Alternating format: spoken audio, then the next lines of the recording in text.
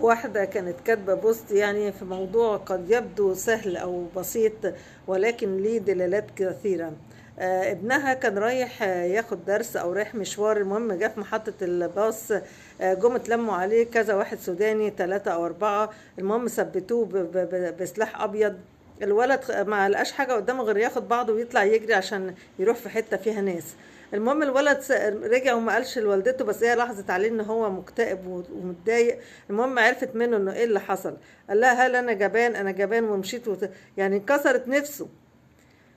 فقالت له طبعا ان انت مش جبان، لان الكترة تغلب الشجاعة، لان هو الولد كإنسان المصريين معروف ان هم عندهم يعني عزة نفس، ومش ممكن هو يهرب زي اللي بيهربوا من بلادهم والكلام دوت عشان حد بيهاجمه ولا الكلام ده. فده أثر في نفسيته.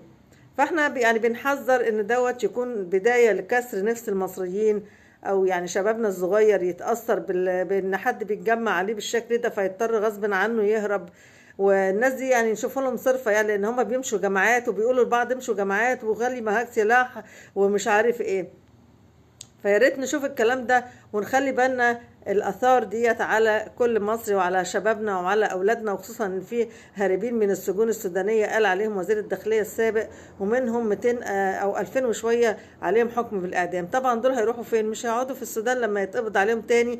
طبعا في الحدود وصور احنا وصلنا للحدود المصرية.